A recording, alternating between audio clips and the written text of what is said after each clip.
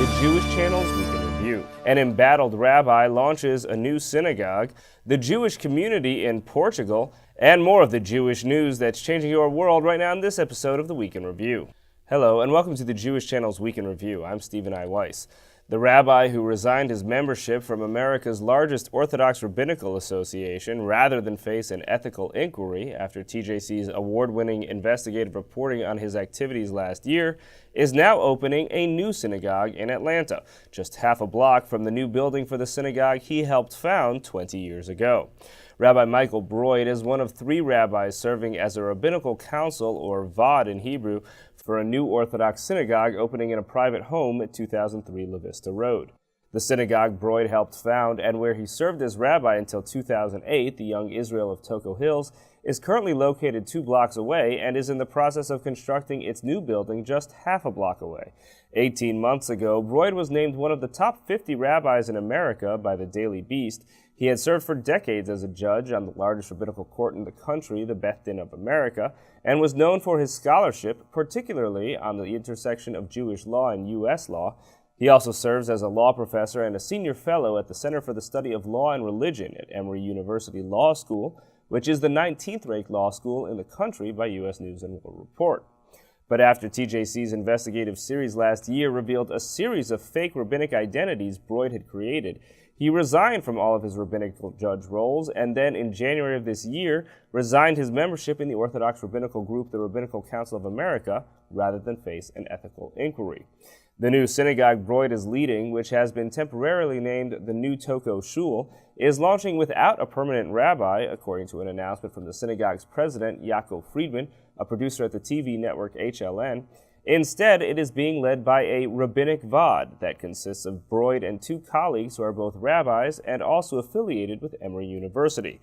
Rabbi Don Seaman is a former assistant rabbi to Broid and is an associate professor of religion at Emory. According to dozens of sources, Seaman has been a vocal advocate for Broid within Emory, the Orthodox rabbinate, and the Atlanta Jewish community.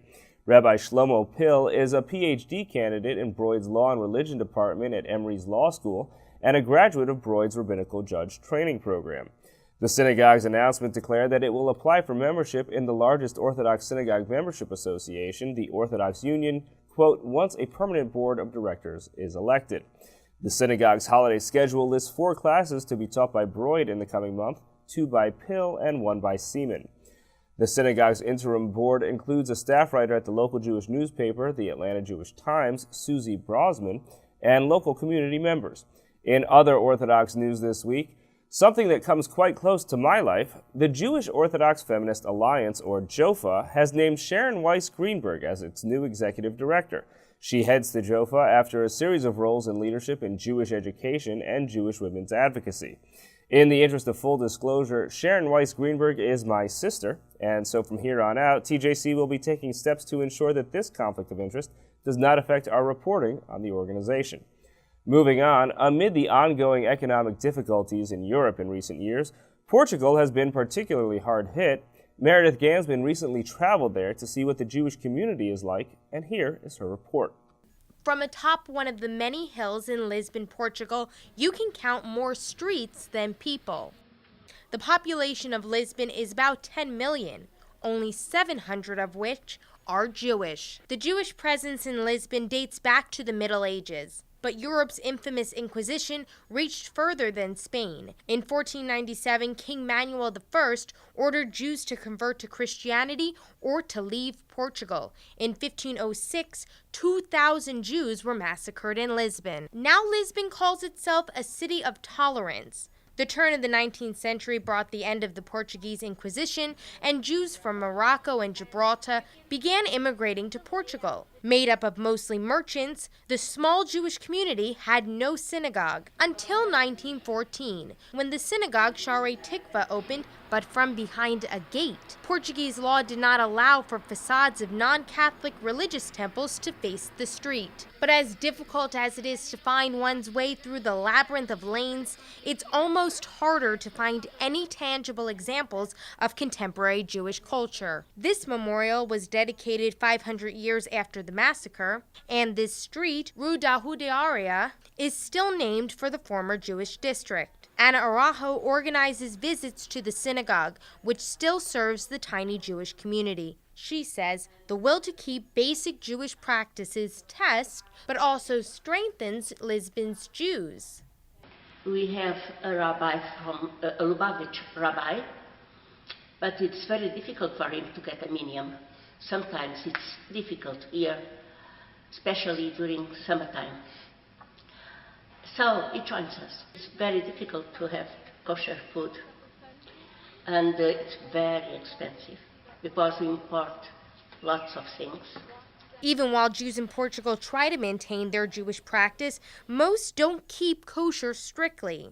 Of course, everybody eats pork. The congregation is a mix of Sephardic and Ashkenaz.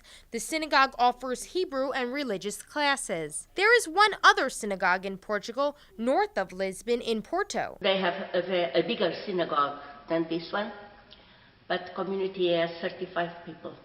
Many Jews changed their surnames to Christian names in order to escape the Inquisition.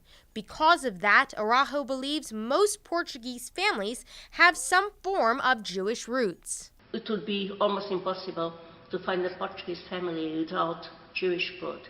For more from Jewish life in Portugal, tune into the full broadcast version of the Week in Review. Thank you, Meredith. Finally, this week on Up Close, the Hasidic and Kabbalistic traditions in Judaism take the community in new, occasionally controversial directions. New York Times reporter Joseph Berger has been covering the Hasidic world for more than 35 years, and he's now assembled his take on the Hasidim in a book, The Pious Ones, The World of Hasidim and Their Battles with America. And then it's the little novel that could, a surprise hit that started as an e-book to go on to be called the best novel I've read this year by a reviewer in the Wall Street Journal and a finalist for the National Jewish Book Award. Ruchama King-Foreman stops by to discuss her novel in the courtyard of the Kabbalist. Here are some of the highlights from my interview with Joseph Berger. The Hasidic community overall, a lot of people would say that there's been a transformation in that world over these past few decades. What have you seen? I've seen two things. The first one is the most obvious one, which is the incredible flourishing of the Hasidic community.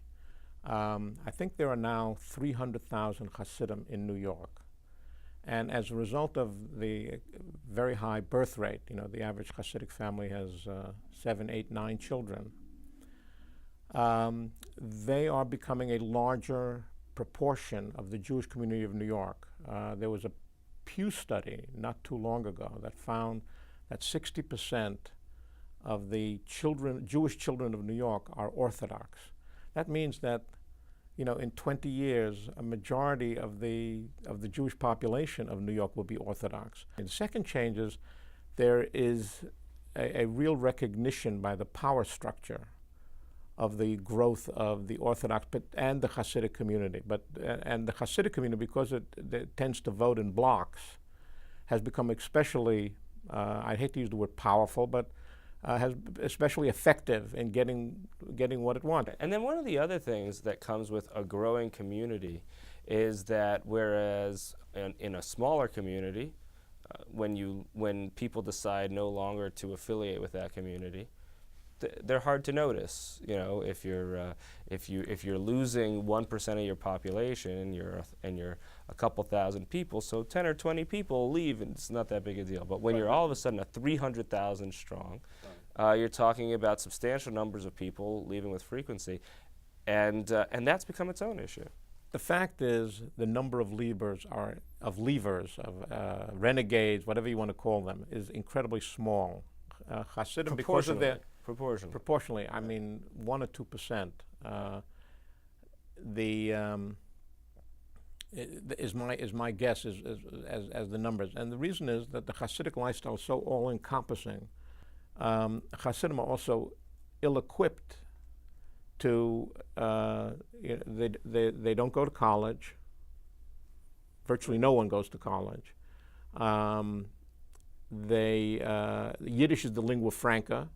Many Hasidim speak very fractured English. Right, they barely get any English education, even if they in their grade school. Right. Yeah. Well, certainly after 8th grade.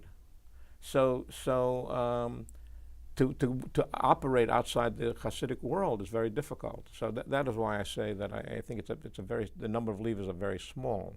You can see the full episode of Up Close on the Jewish channel on cable. You can also listen to the full audio of Up Close as a podcast, available on iTunes or in your favorite podcast player. That's all for this week. From all of us here at the Jewish channel, be well.